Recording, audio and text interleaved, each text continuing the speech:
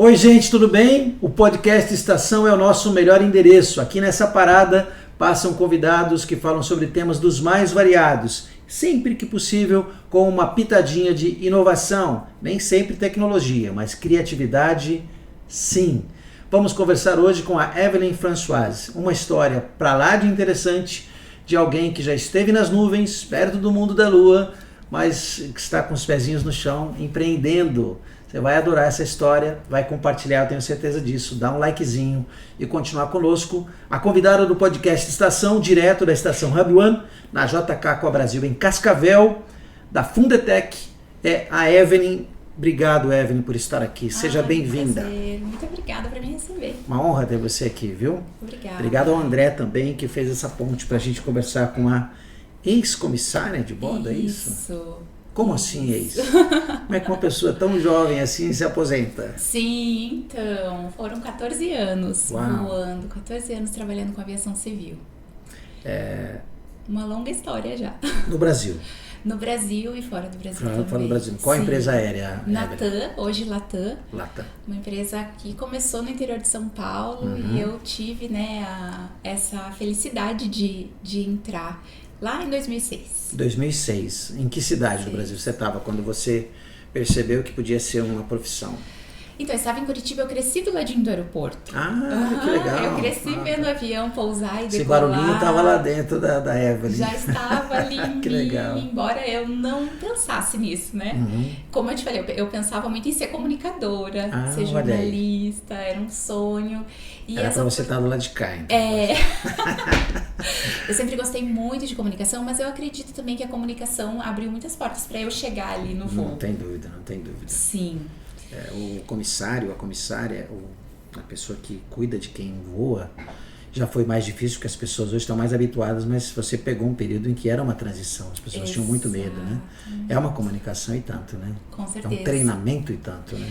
É uma comunicação que ela tem que ser muito assertiva com diversos públicos, como eu digo, assim, diversas classes sociais, diversos níveis de instrução, e a gente recebe todas essas pessoas ao mesmo tempo e trata delas ali num ambiente confinado, então cada um tem sua demanda, cada um tem suas expectativas em relação ao voo, né?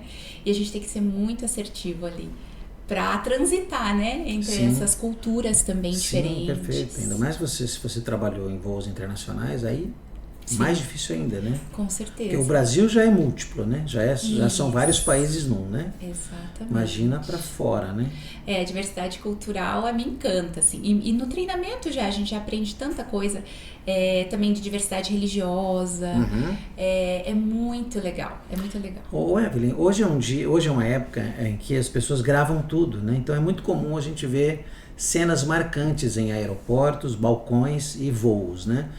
Você começou numa época em que esse registro não era feito, porque a internet veio depois.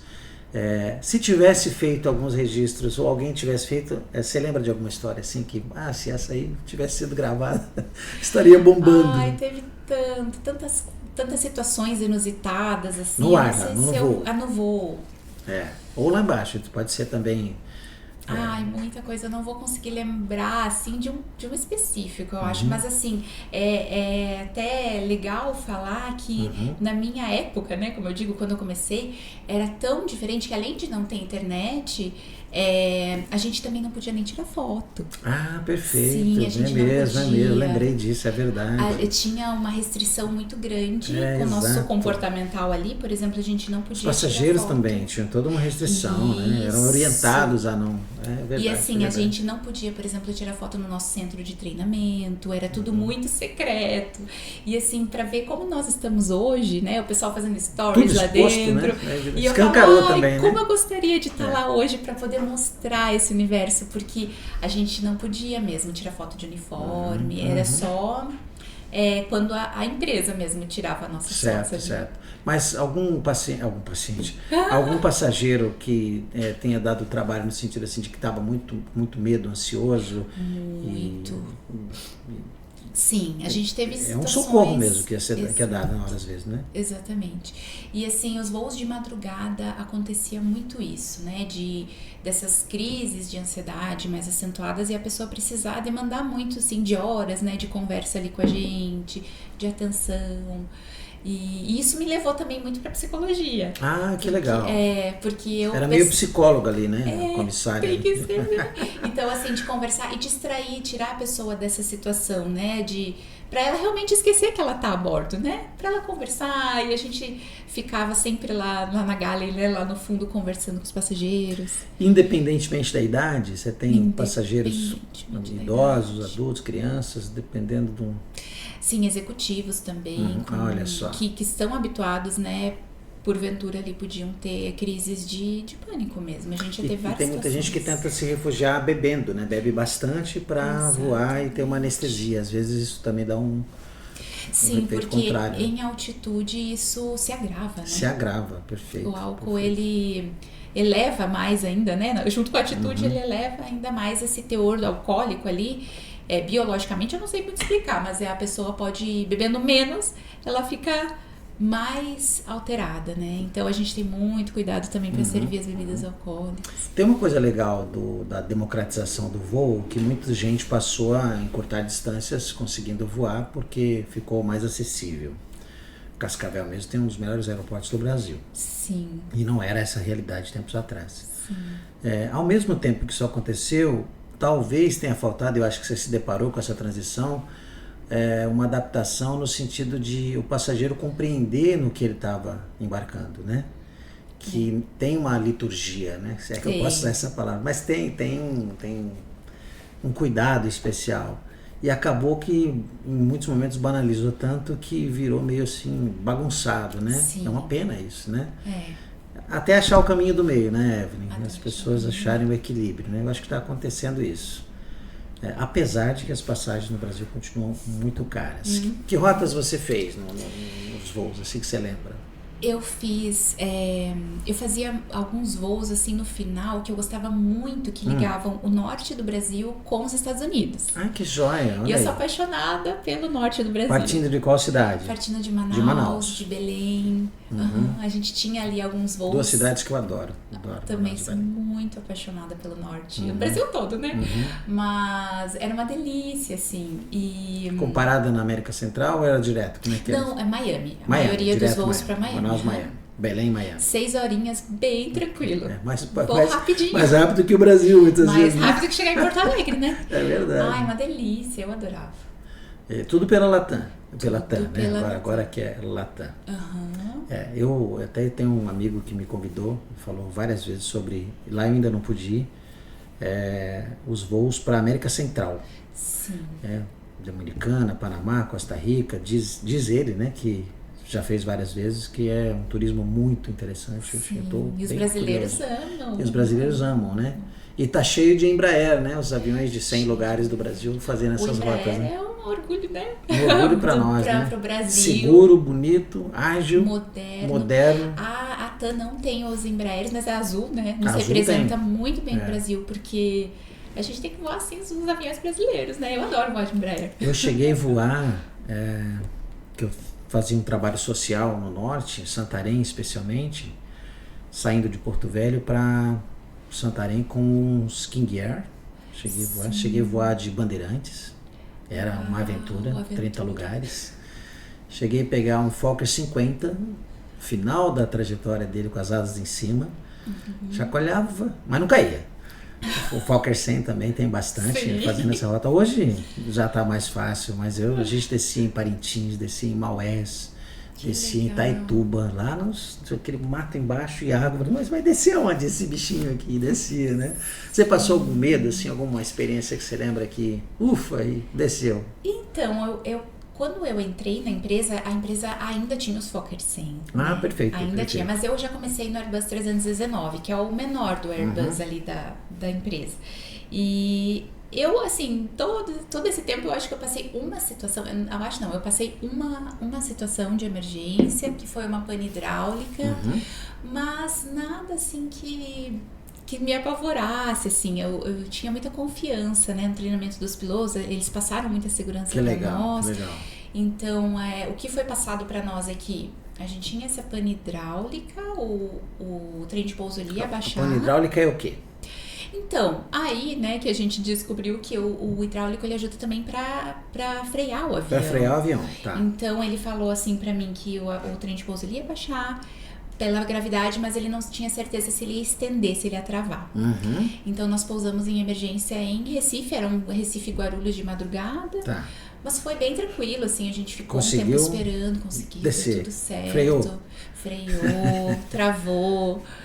São diversos mecanismos, né? Então, parece que um deles deu falha, mas tinha outros, né, que deram suporte ali. Okay. Tem as redundâncias, né? E assim, e ali a gente trabalhou muito com o emocional de cada um da equipe. Tá. Né? Você tem que passar isso pro passageiro, né? Isso, mas assim, e desde o nosso treinamento inicial, eles falam muito, assim, que a gente tem treinamentos muito rigorosos. Todo ano a gente fala que a gente faz a revalidação, né? Então, todo ano a gente passa pelo mesmo treinamento, a mesma coisa.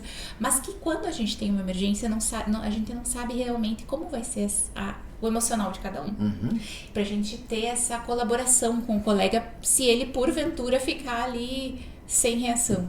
Eu lembro de ter estudado, até para falar em algumas aulas e palestras, sobre os perfis de pessoas em pânico. E os 3 principais, que é aquela que fica catatônica, paralisa, aquele que se desespera a ponto de piorar tudo, e aquele que ajuda, que é a minoria, infelizmente, ou o demais solícito, né? Vocês são treinadas para lidar com esse tipo de e medo, assim, né? Eu tive colegas que né, eu lembro da colega assim que simplesmente achou que nada estava acontecendo, folheava uma revista, então assim, eu sabia que aquilo era uma reação ao medo. Era uma reação ao medo. Ela estava fugindo ali para que ela não está acontecendo nada. Eu não tinha filhos na época, mas ela já tinha, então então assim, a gente já também está treinado para isso, para saber esse colega não está colaborando, e aí a gente trata ele como passageiro mesmo, né? Sim. Desculpa entrar nessa seara, e se você não quiser tratar do assunto eu vou entender. Mas como jornalista me deparei e perdi alguns colegas por conta de tragédias na profissão, né? Atentados, acidentes,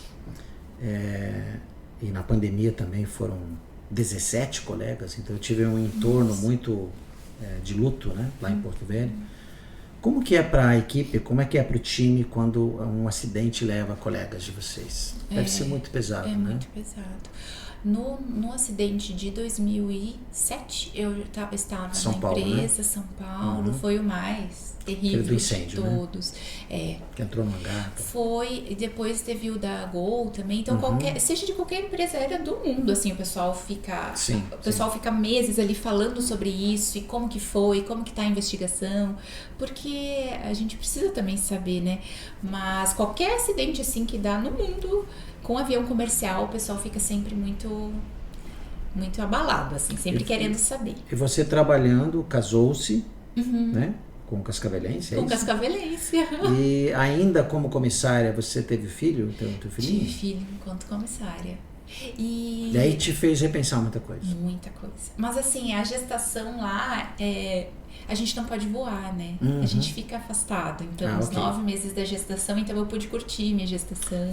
Perfeito. Porque o voo nem no começo risco. você...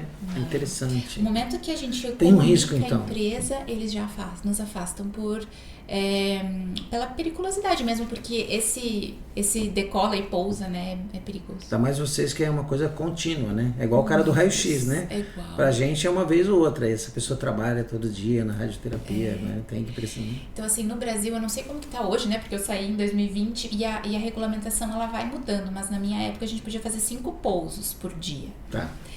Aqui no Brasil, né? Então, oferece um risco ali. E esse é o teto, 5 pousos é o máximo. 5 pousos. Né? E aí, as mulheres pilotos também, né? Elas, a partir do momento que a gente informa a empresa, a gente já se afasta. Então, eu pude foi bom curtir. você falar delas, né? Porque a gente, a gente fala muito né? do comandante, mas elas estão lá também, Estão né? muito, cada vez mais. As mulheres, nossa, maravilhosas. Meticulosas, né? Cautelosas, a gente tem que tirar o chapéu. E tirar estão, o cap. estão assim, conquistando o espaço mesmo. E por qual razão tem a ver com o filhão, o marido, ou outras possibilidades de vida, você decidiu que era hora de pendurar o uniforme? Eu comecei a pensar nisso antes de engravidar eu já tinha esse planejamento. E aí todo ano nas minhas férias, então na época a gente tirava férias só de 30 dias, também pela regulamentação, então tinha que tirar 30 dias corridos, né? Hoje eu sei que mudou também. E aí eu aproveitava muito esses 30 dias para me capacitar para essa transição. Então eu digo que eu me preparei por longos anos também. E é difícil, né? É muito difícil você deixar tudo assim. Mas já era uma vontade muito grande de empreender. Então eu comecei a estudar empreendedorismo, eu estudei maquiagem, fui fazer curso fora. E eu pensava muito em empreender na área da beleza e foi isso que aconteceu. Quando eu saí na pandemia, eu comecei a maquiar. Ok. Aqui em Cascavel Aqui em Cascavel já. Assim que eu saí, a gente já veio pra cá. Eu estava residindo em Curitiba. Isso. Aí resolveram vir para a cidade do teu marido. Pra cidade do meu marido. Meu marido teve a oportunidade de vir pra cá. E aí tudo novo, né? Vida nova, eu saí da aviação. Tive um pouco de dificuldade ali por conta da pandemia, claro, né? Mas eu sempre quis empreender. Sempre. E aí agora, já comecei também a faculdade de psicologia. Legal. 2021 Você não ali chegou a voar na pandemia, então, você já estava fora. Porque foi também complicado, né? A pandemia foi complicado para a aviação. Eu voei até março. Até março. Quase não consegui voltar para Cascavel, inclusive. No comecinho ali você pegou o lockdown, né? Peguei o lockdown, assim, eu tava em São Paulo. Inclusive consegui um voo para Foz. E eu lembro que tipo assim, filme de apocalipse. Foi filme de apocalipse, porque a cidade fechou, né? Teve uns dias que a cidade de Cascavel tava com policiamento na estrada aqui para controle, né? E foi bem no dia que eu pousei em Foz e consegui chegar em casa e aí eu fiquei. Ufa! Fiquei aqui e aí eu saí mesmo, eu tive a oportunidade de pedir demissão voluntária, né? Porque eles tiveram que desligar muitos colegas. Teve um programa, né? Não só a TAM, mas várias outras. As grandes empresas fizeram muito isso, né? elas também tiveram sua crise, né? Foi uma crise pesada. Foi uma crise muito pesada. Então, assim, muitos colegas pediram afastamento, eu consegui pedir a demissão voluntária e aí eu tive a certeza, né? Essa oportunidade que eu tenho. E agora eu vou. E aí foi em agosto que eu me desliguei da empresa. Aí você olhou para o outro horizonte e falou, ufa, e agora, né? O que eu vou... E assim, eu saí da empresa, no outro semestre eu já comecei a faculdade de psicologia, eu sabia que ia me ajudar muito. Você está cursando? Estou cursando, tô no 4º ano. No fim já. No fim. Que bênção, que legal. Sim. Que legal. E você percebe que é uma vocação, que é algo que você tinha também no portfólio do coração. Né? No coração. A faculdade de psicologia me ajuda muito porque é essa questão da comunicação, né? A gente vê que muitos problemas, a maioria deles é a questão da comunicação. E eu gosto muito, assim. Mas eu me vejo mais em treinamentos, nessa questão do empreendedorismo, em empresas, perfeito. Trazendo a psicologia em company. Para melhorar a capacidade, desenvolver cognições, né, performances, que legal. Para o desenvolvimento profissional mesmo. Não somente na área que você atuou, né, nas áreas das mais variadas. Mais variadas. Porque todas precisam, né, de um acompanhamento. E que bom que esse tabu está acabando no Brasil, né? Nossa, O negócio de que é só para doido já está mudando. Esse é um dos aspectos positivos das revoluções, guerras, pandemias, né?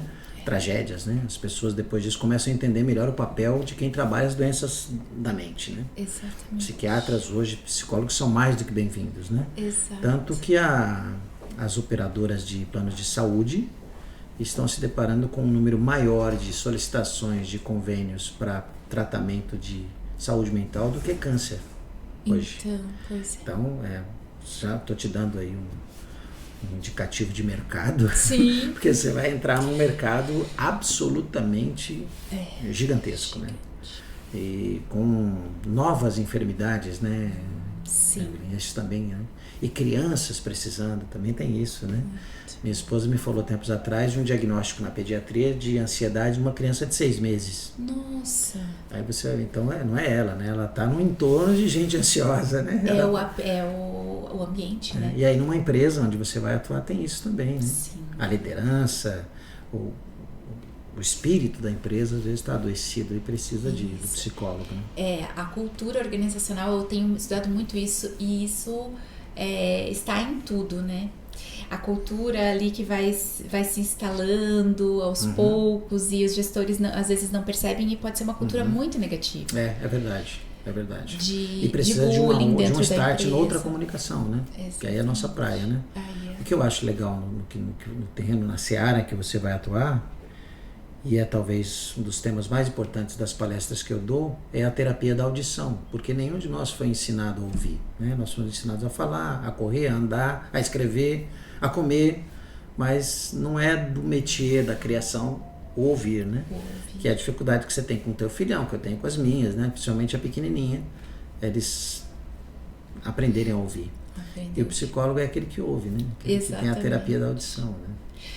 Absorve, eu até fiz um vídeo essa semana falando um pouquinho sobre isso e eu fiquei assim espantada como as pessoas, que pra nós, né, 4 anos estudando isso, pra mim é uma coisa muito simples, mas como as pessoas falaram, nossa, eu não parei pra pensar nisso, eu recebi muito feedback positivo, que a gente falou sobre a escutatória, e o psicólogo trabalha, né, com isso, trabalha com a escuta, então é essa escuta atenta, empática.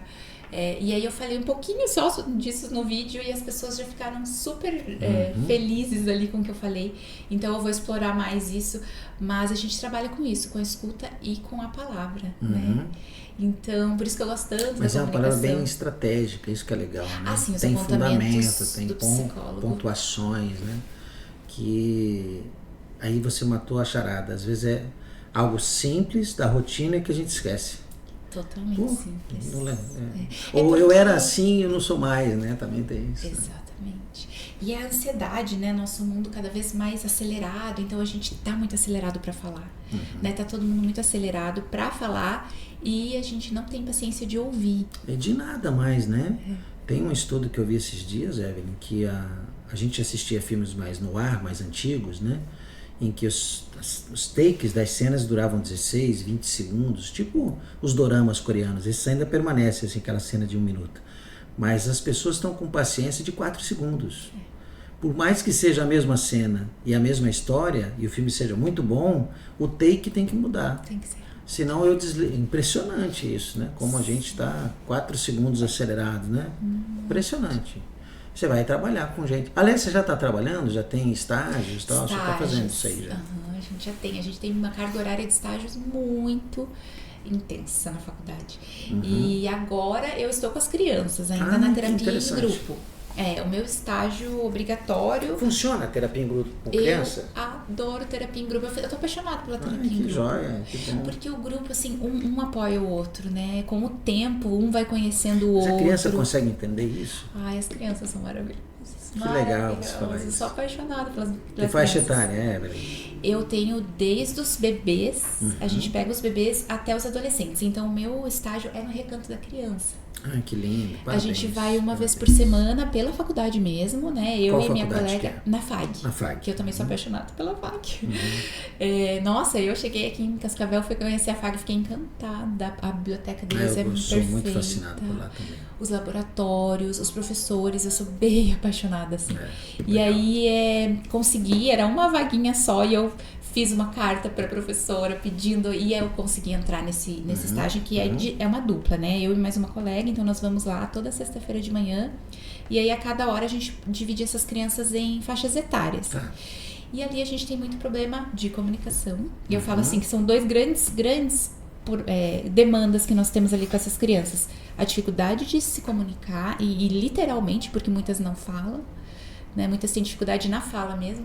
E a autoestima, a questão da autoestima, de fazer com que elas se sintam, elas reconheçam o valor que elas têm. Aí é muita vulnerabilidade, muito histórico pesado, né? Você está trabalhando com emoções mais exacerbadas, né? Exatamente. E assim, a gente tem crianças com 5 anos que ainda não falam, né? Que não se comunicam. Então aí, com o tempo, a gente vai conseguindo se comunicar com elas e assim a gente vibra com cada palavrinha que elas falam, é muito gostoso. Mas a gente sente assim um apoio mútuo entre elas, então eu me apaixonei pelo trabalho em grupo. E eu trabalho também, meu trabalho, né, que é com treinamento, é em grupo, e eu adoro trabalhar em grupo, não adianta. Então, a maquiagem você já não tem mais tempo pra eu maquio ainda algumas clientes mais antigas, né, faço design de sobrancelha. Que não abrem mão da Evelyn, não é você, então eu não saio. Eu tenho as minhas clientes que eu adoro, mas eu gosto de trabalhar mais em grupo hoje. E vai treinando combinando na maquiagem ali um pouquinho da psicologia também, porque é também um pouco, né? O atendimento ao cliente demanda muito, né? E ele tem o quê da psicologia, né? Porque são Sim. pessoas que vão para um atendimento, unha, cabelo, né, rosto, e vão falar, né? Vão abrir o coração, né? E assim, eu falo porque eu trabalho com treinamentos para maquiadoras. Que joia, hoje. E eu trabalho a profissionalização dessas mulheres. E eu falo pra elas, assim, que nós mulheres temos muito problema de autoestima, né? Então a gente sempre se coloca pra baixo. Então a gente tem que fazer esse movimento contrário ali com as nossas clientes, né? De valorizá-las, de trazer essa autoestima pra elas, não só com maquiagem. Que bonito isso.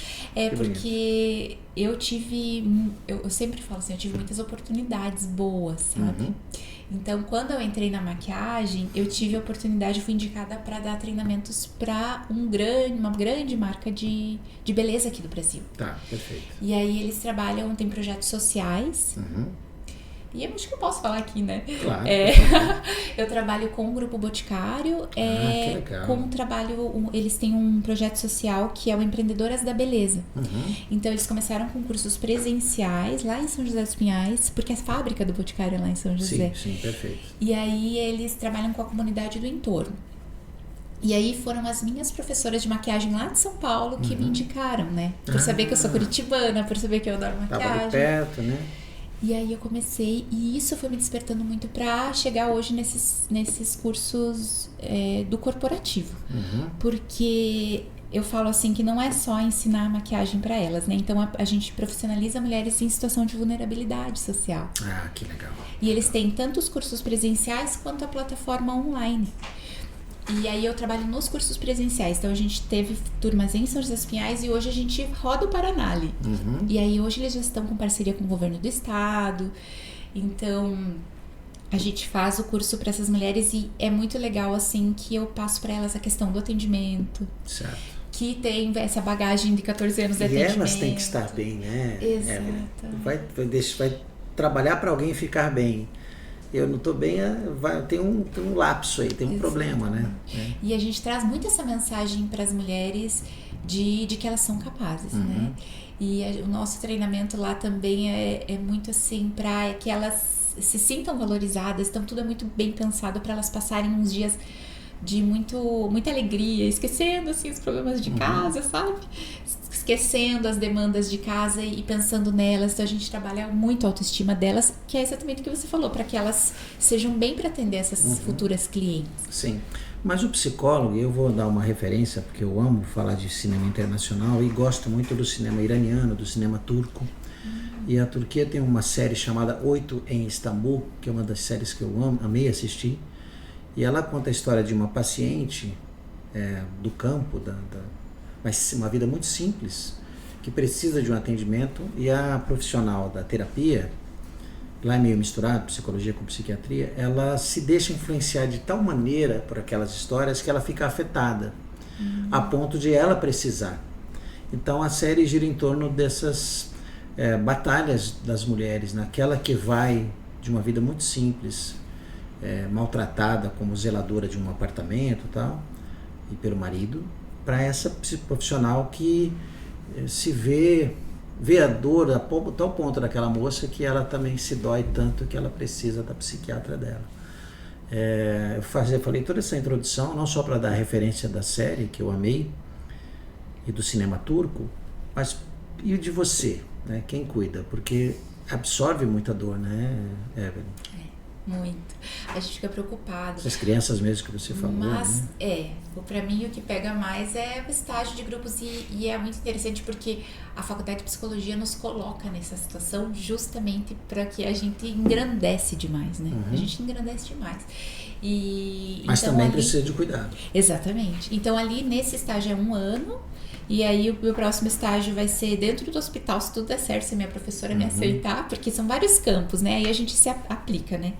E eu tive uma situação em que eu fiquei realmente muito abalada, porque eu presenciei a criança chegando na instituição. Entendi. E como quando ela chega, né? Ela não sabe o que vai acontecer ali com ela, né? Ela não sabe que ali vai ser o melhor lugar para ela. E eu realmente fiquei muito triste, fiquei uns dias assim. E quem me ajudou foi a minha professora, porque nós temos a orientação do estágio, né? Então a professora que também já trabalha Ela na acabou área. sendo a tua psicóloga. Muito, muito. Então elas nos dão, as professoras nos dão todo o suporte. Então é muito legal porque a professora fala, você me passa tudo, as suas dificuldades, as suas conquistas lá dentro, mas as suas dificuldades em lidar com isso. Então eu lembro que conversei muito, e a professora, ela trabalha com o social, ela trabalha com a família acolhedora, ela tá nesses programas, né? E aí ela me deu todo o suporte, me explicou como funciona, me falou, não, é esse primeiro momento que a criança chega abalada, mas ela já vai ver que ele é um lugar seguro, né? Porque ela não tá acostumada com lugares seguros, né? Sim, sim. O maridão acaba sendo um pouco psicólogo também, né? Demais! Porque ele é esposo de uma pessoa da área da saúde, eu também sou. E minha esposa, especialmente o plantão de pediatria, quando ela volta, são muitas histórias, né? E precisa falar para alguém, né? E o primeiro, quem está ali na linha de frente, né? E a gente aprende também a ser um pouco terapeuta do amor ali, né? Cuidar da pessoa que precisa do aconchego. Exatamente. E de compreensão, né? Porque vocês são abarrotadas de emoções, né? Nem sempre positivas, né? O teu é um bom terapeuta. Com certeza. É um bom escutador. E eu falo assim que a gente tem uma vida feliz se a gente tem relações felizes, né? Verdade, sejam elas amorosas, familiares, no trabalho. E se a comunicação funciona, né? Exatamente. Então, assim, eu consigo dar conta disso porque eu tenho essa rede de apoio. E tem se falado cada vez mais sobre rede de apoio, muito, né? Muito.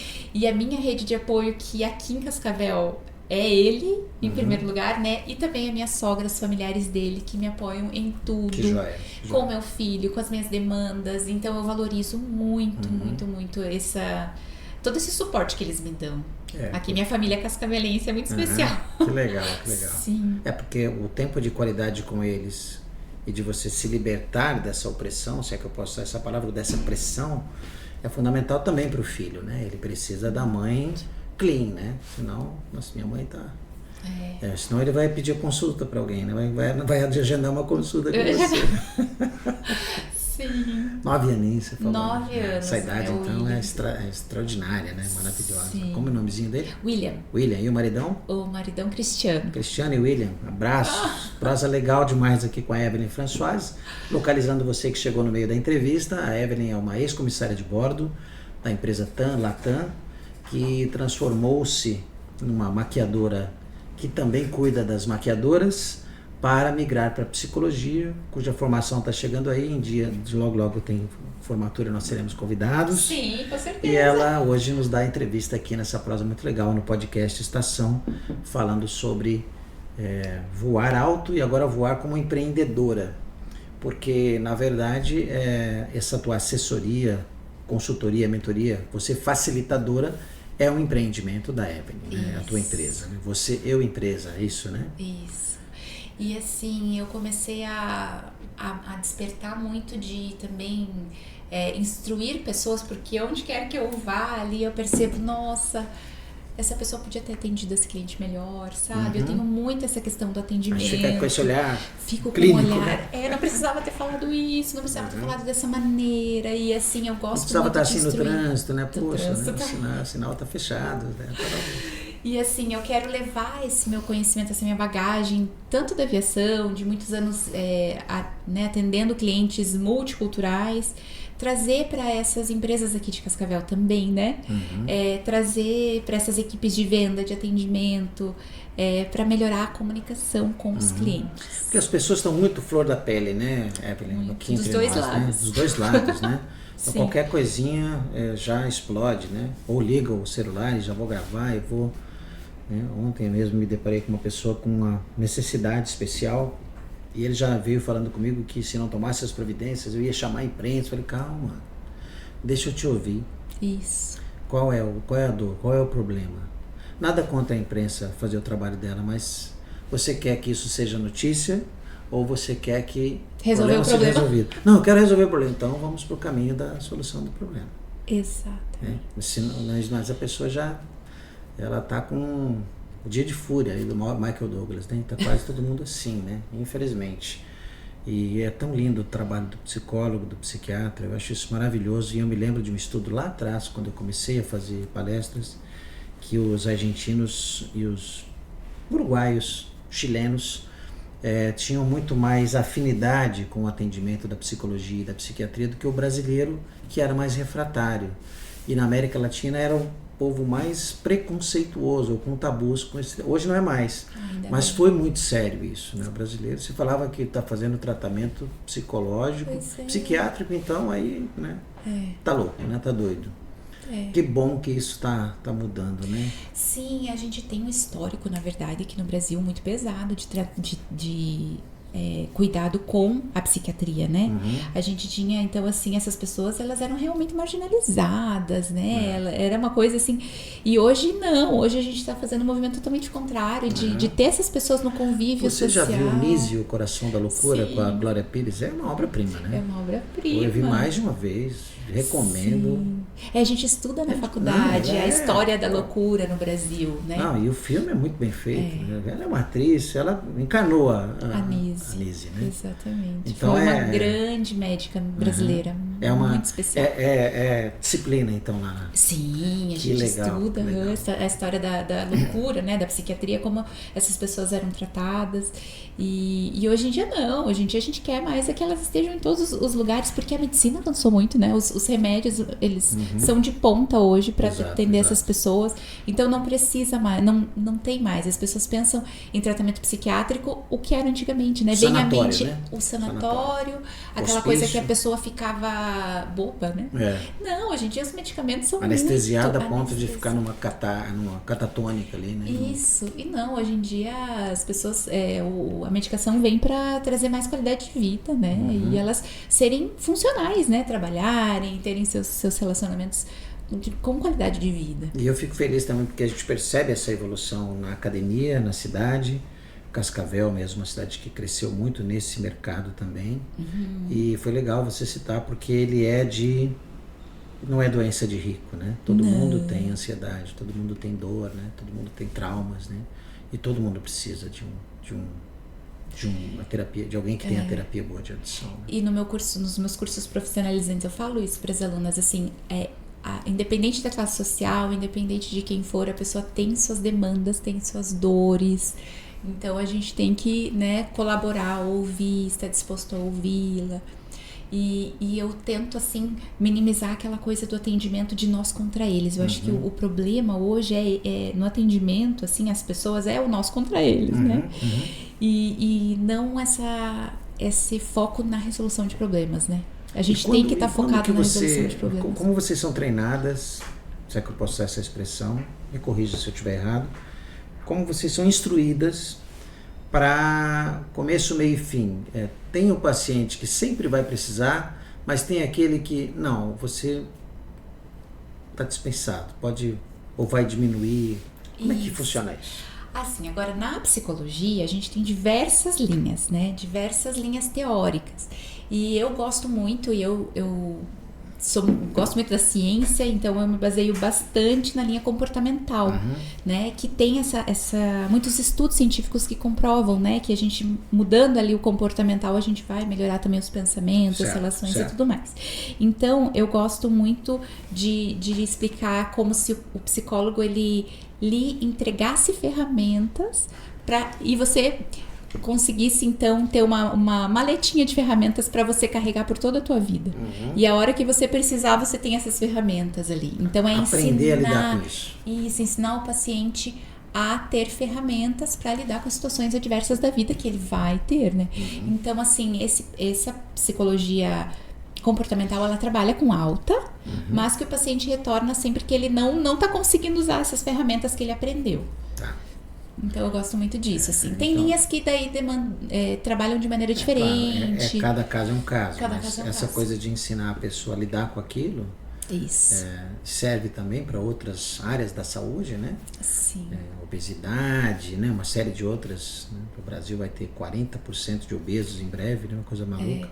E muitas vezes é a pessoa lidar com aquilo e aprender como contornar, superar, né? Isso. Para não ficar só dependendo ou do remédio, ou da consulta, ou do exame, ou da cirurgia, não tá, né? Isso, e tem uma frase muito legal que é da terapia cognitivo-comportamental, que eu adoro, que fala, né, que o nosso trabalho é fazer com que o paciente se torne o seu próprio terapeuta. Legal. Então que ele conheça as ferramentas. Então a gente fala muito de psicoeducação, que é que ele saiba, eu tô entrando em uma crise agora, eu não tô bem. O que eu posso fazer, né? Por exemplo, como você falou da obesidade, né? A compulsão alimentar, a gente trabalha muito com estratégias comportamentais. Então eu sei que eu tô pesando aqui, eu tô ansiosa, cheguei do trabalho, vou comer tudo que tem pela frente, vou parar aqui e vou sair dar uma volta com o cachorro. Perfeito. Então são estratégias comportamentais de desviar daquele comportamento. E por isso que eu gosto muito do comportamental, é muito legal mesmo. Muito legal.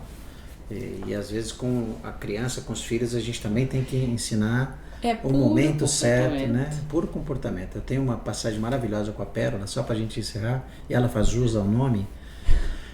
Foi um pouco antes da gente vir pra cá, faz um ano que nós viemos pra cá, um ano e pouquinho, e a mãe já estava trabalhando fora, e eu fiquei com ela em casa, e tem algumas regrinhas básicas. Nós saímos pro parquinho, falei, só brincar, papai vai deixar você usar o carrinho, o playground e tal, mas nós não vamos comprar nada. Tá? Tem as barraquinhas aqui do mal. Hoje não tem brinquedo. Ok, pequenininha, aquele jeitinho dela. Brincou, pulou. Eu sentei no banco esgotado. Quando eu olho assim, ela ali na barraquinha, conversando com a vendedora e pegando os brinquedos. Falei, puxa, fui aquela fúria, eu fui lá. Eu tinha ensinado para ela o negócio de respirar.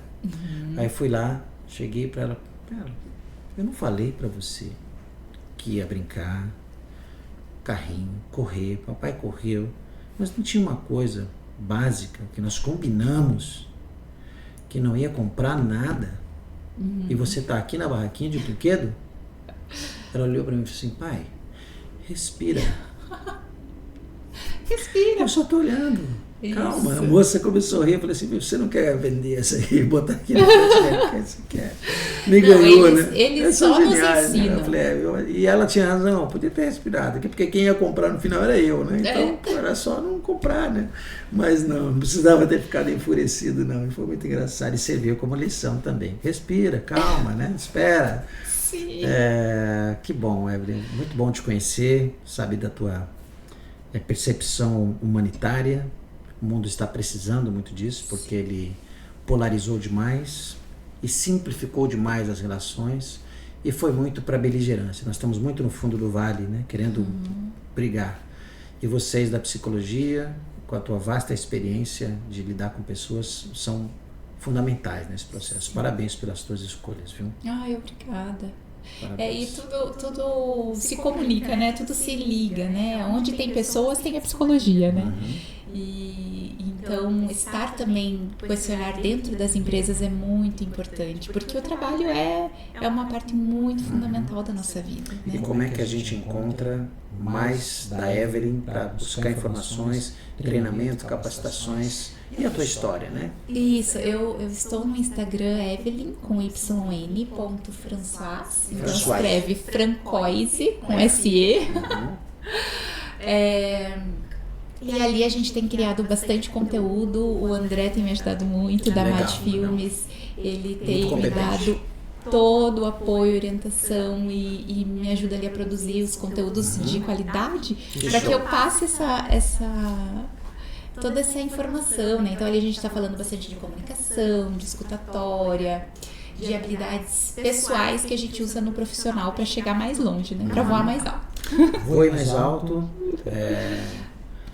desça sempre em segurança. Sim. Deus te abençoe. Amém. Obrigado pela prosa, muito agradável. Volte mais vezes, tá? Que bom, muito obrigada. Foi um Obrigado prazer. Mesmo. Obrigado, André. Obrigado a você. O pedido é aquele gentil, amável, para que você curta, compartilhe, dê aquele like, passe adiante, para que mais pessoas tenham esse aprendizado que eu tive e a sensação boa de que o bem continua valendo a pena.